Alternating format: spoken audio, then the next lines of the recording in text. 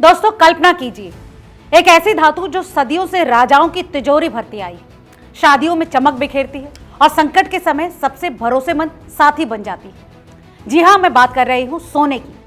साल 2025 का ये आखिरी महीना चल रहा है और सोना मानो आसमान छूने की होड़ में लगा हुआ है।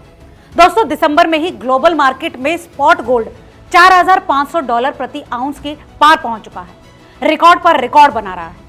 भारत में भी 10 ग्राम 24 कैरेट सोना 1,35,000 से 1,40,000 के बीच ट्रेड कर रहा है।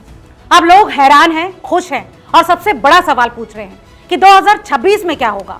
कीमतें और ऊपर उड़ेंगी या फिर जमीन पर आ गिरेंगी। अब इसी उधेड़बुन में सोशल मीडिया पर आग की तरह फैल रही है एक पुरानी भविष्यवाणी। बुल्गारिया की वो रहस्यमयी महिला जिन्हें बाल्कन की नास्ट्रेडमस भी कहा जाता है, बाबा वेंगा, उनकी एक प्रेडिक्शन 2026 के लिए एक बार फिर से वायरल हो चुकी है। दोस्तों बाबा वेंगा की यह भविष्यवाणी साफ कहती है कि 2026 होगा कैश क्रैश का साल। मतलब वैश्विक आर्थिक संकट, बैंकिंग सिस्टम चरमरा जाएगा और डिजिटल मनी हो या फिर फिजिकल कैश, सब कुछ फेल हो जाएगा। जो लोग पैनिक में हैं वो सेफ एसेट्स की ओर भागेंगे और सोना तो सबसे ऊपर होगा।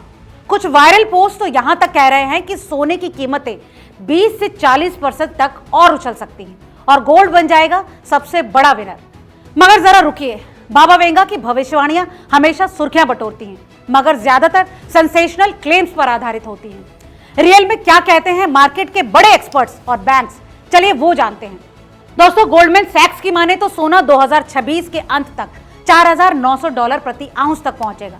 वहीं जेपी मॉर्गन का टारगेट है $5,055 प्रति आउंस। बात करें बैंक ऑफ अमेरिका की तो वो भी $5,000 प्रति आउंस के पार देख रहा है। मतलब करंट लेवल से 10 से 15% या फिर उससे ज्यादा की बढ़ोतरी पक्की नजर आ रही है।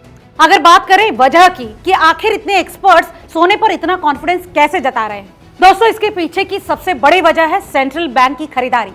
2025 में सेंट्रल बैंक की खरीदारी ने रिकॉर्ड तोड़ दिए और 2026 में भी 700 से 800 टन के आसपास का अनुमान है।